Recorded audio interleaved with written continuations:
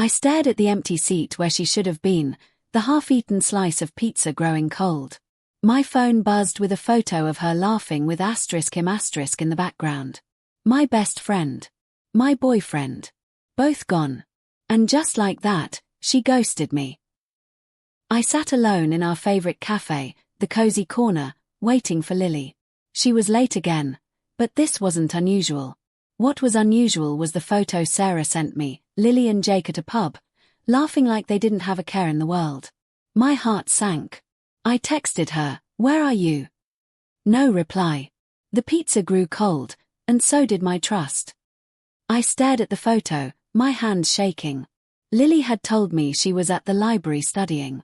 Jake had said he was at the gym. Lies. Both of them. I replayed our last conversation in my head. "I'm swamped with assignments," she'd said. "Need to focus." Focus on what? Lying to me. I scrolled through our texts, my stomach twisting. "Feeling under the weather," she'd written. But in the photo, she looked perfectly fine. Happy, even. I typed a reply, deleted it, typed again. "Where are you really?" I hit send, then waited. No response. I stood outside the pub, *the Red Lion*, my heart pounding. Through the fogged-up window, I saw them.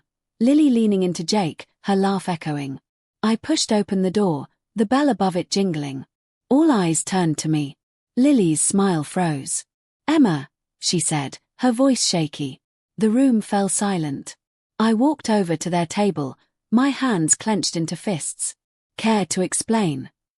I asked, my voice steady despite the storm inside me. Lily opened her mouth, then closed it. Jake shifted uncomfortably. Lily started, but I cut her off. "Save it." I left the pub without another word, the rain soaking my jacket. My mind raced. How long had this been going on? Why would Lily lie to me? And Jake, how could he do this? I walked for what felt like hours, the cold seeping into my bones. Sarah was waiting for me when I got back, her eyebrows raised. "Spill," she said, handing me a cup of tea. I collapsed onto the bed, the words spilling out in a mess. Lily, Jake, the pub, the lies. Sarah listened, her expression hardening. "You need to talk to her," she said. I called Lily, but it went straight to voicemail. "Lily, it's me. We need to talk. Call me back." I hung up, my hands trembling. Part of me hoped she'd explain everything, that there was a misunderstanding. But another part knew better. Days passed, and Lily didn't call. My texts went unanswered. I saw her online, posting stories of her busy week. Busy with what? Avoiding me. I felt like I was losing my mind. Work at the cafe was my escape, but even there, I couldn't stop thinking about it. Mr. Thompson noticed. "You all right, love?" he asked, handing me a fresh apron. I forced a smile. "Just tired," I lied. Word spreads fast in college. By the end of the week, everyone knew about the pub incident. Whispers followed me everywhere. "Did you hear about Emma?" Apparently, her best friend and boyfriend were cheating. I kept my head down, pretending I didn't notice. But it hurt. Jake started calling, but I sent him straight to voicemail. What was there to say? "Hey, I saw you lying to me with my best friend. How's it going?" I couldn't bring myself to talk to him. Nights were the worst. Lying in bed, I replayed every moment with Lily and Jake. Had I missed the signs? Was I really that blind? The questions looped in my head until the sun came up. Jake showed up at my dorm one evening. Sarah answered the door and let him in without asking me. I didn't turn around. "Emma, we need to talk," he said. "There's nothing to talk about," I replied, my voice cold. "I'm sorry," Jake said. "It was a mistake." "Lily," I cut him off. "Don't say her name. Just leave." He hesitated, then got up and walked out. I didn't watch him go. Mr. Thompson pulled me aside during my shift. "You've been quiet," he said. I sighed. "It's just a mess." He nodded. "Sometimes, people let us down. But you can't let it break you." His words stuck with me. I deleted social media. Seeing Lily's posts and Jake's comments was too much. I needed a break from the constant reminders. It felt liberating, but also lonely. A letter arrived for me. No return address. Inside was a note. Meet me at the park tomorrow at 3. We need to talk. L. My heart raced. Should I go? I arrived at the park early, my stomach in knots. At exactly 3 p.m., Lily appeared. She looked different. Tired, almost fragile. Emma, she said, her voice soft. I didn't respond. I'm sorry, Lily said. I messed up. Jake and it was stupid. I never meant to hurt you. I crossed my arms. You lied to me. Over and over. She nodded, tears welling up. I know. I'm so sorry. I didn't know what to say. Part of me wanted to scream, to ask how she could betray me like that. But another part just felt empty. Why? I finally asked. Lily took a deep breath. I don't know. I got caught up in something stupid. I turned and walked away. Lily called my name, but I didn't stop. I couldn't stay there any longer. As I left the park, I felt a strange mix of relief and sadness. Sarah was waiting for me when I got back. She didn't ask questions. She just hugged me. I cried for what felt like hours, all the pain and confusion pouring out. I made a list, pros and cons of forgiving Lily, of talking to Jake, of moving on.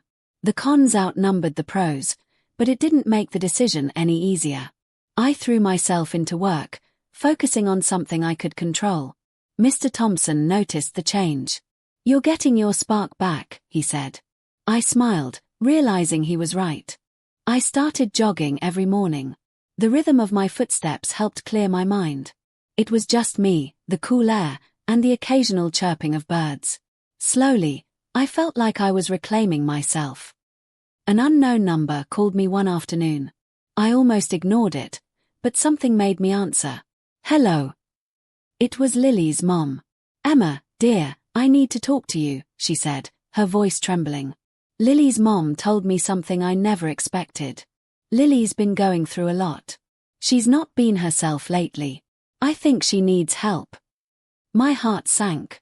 Was there more to her behavior than I knew? I didn't know what to believe. Was Lily's mom making excuses for her? Or was there something I didn't understand? Doubt ate at me, but I pushed it aside. I couldn't let her back in, not yet. A new regular started coming to the Cozy Corner star. His name was Tom, and he always ordered a latte with a sprinkle of cinnamon. We'd chat about books, and he'd make me laugh without even trying. It was nice, simple and uncomplicated. One day, Tom slipped me a note, movie night, smiley face. I hesitated. It had been ages since I'd done something just for fun. But the thought of laughing again, really laughing, was tempting. We watched a silly comedy, and I laughed so hard I cried. It felt good to forget about everything for a while. Tom was easy to be around, and for the first time in weeks, I felt light. Jake texted me again. Can we meet? I need to explain. I stared at the message, my thumb hovering over the delete button. Did I want to hear him out? Or was it better to just move on? I agreed to meet Jake at the park. He tried to explain, but his words felt hollow. I made a mistake, Emma. I never meant to hurt you. I looked at him. Mistakes have consequences, Jake. I walked away from Jake, feeling a strange sense of relief. It was over. No more unanswered questions, no more lies. I took a deep breath, the crisp air filling my lungs. I wrote Lily a letter, pouring out everything I felt, the hurt, the confusion, the anger. I didn't know if I'd send it, but writing it helped. It was like letting go of the weight I'd been carrying. After days of staring at the letter, I decided to send it. I didn't expect a reply, but I needed her to know how much she'd hurt me. As the letter dropped into the mailbox, I felt a small sense of closure. A week later, a reply arrived. Lily's letter was short but honest. I'm sorry, Emma. I was selfish and stupid. I hope one day you can forgive me. I read it over and over, my emotions a mess. Sarah read the letter and gave me her usual no-nonsense advice. Forgiveness is for you, not her. But you don't have to decide anything now. Her words made sense, but my heart was still torn. Tom took me to a local market, and we spent the afternoon exploring. For the first time in months, I felt carefree. It was a reminder that life could still be good, even after everything. I had a dream about Lily and me as kids, laughing on a playground. We were inseparable. I woke up with a heavy heart, realizing how much I missed the friendship we used to have. Tom surprised me at work with sunflowers. Just because, he said, grinning. I felt my cheeks flush. It was such a small gesture, but it meant the world. I video called my parents, something I hadn't done in weeks. They asked about Lily and Jake, and I told them everything. Their support was a reminder that I wasn't alone. Sarah suggested I try painting to take my mind off things. I wasn't great at it, but it was fun. The blank canvas felt like a fresh start, and I found myself losing track of time. I ran into Lily at the grocery store. Our eyes met, and for a moment, neither of us knew what to say. She opened her mouth, but I turned and walked away. I wasn't ready. Tom texted me about a hiking trip. It was exactly what I needed: fresh air, nature, and distance from everything complicated. I agreed without hesitation. The hike was perfect. Tom and I talked about everything and nothing. At the top, we sat on a rock, looking out at the rolling hills. "This is what I needed," I said, and he nodded. On the way back, I told Tom about everything: Lily, Jake, the betrayal. He listened without judgment. "You're stronger than you think," he said. His words felt like a hug. I wrote Lily back, not to forgive her, but to tell her I was moving on. "I don't hate you, but I can't be your friend anymore. Take care of yourself." It felt like the right thing to do. I aced a group project, something I'd been stressing about for weeks. Afterward, my classmates cheered, and I felt a surge of pride. It was a small victory, but it reminded me of my worth. Mr. Thompson promoted me to assistant manager at the Cozy Corner. "You've earned it," he said, smiling. I hugged him, feeling grateful for the opportunity. Tom asked me out on an official date. We went to a pub, shared stories, and laughed until our sides hurt. It wasn't grand, but it was perfect. That night, I sat by the window and thought about how far I'd come. I still had scars, but they were healing. I was learning to trust again, myself, and maybe, just maybe, someone else. Lily called me. My heart raced as I stared at the screen. I let it go to voicemail. I wasn't ready to hear her voice, not yet. I realized I had a support system: Sarah, Tom, Mr. Thompson, even my classmates. They'd been there for me when I needed them most. It was a reminder that I wasn't alone. I finally listened to Lily's voicemail. Her words hit me harder than I expected. She was trying to change, but did it matter?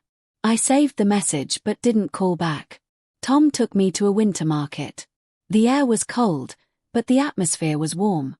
We laughed as we tried on silly hats and shared a cup of mulled wine. It felt like a scene from a movie. My parents came to visit, and I showed them my paintings. Their pride was written all over their faces.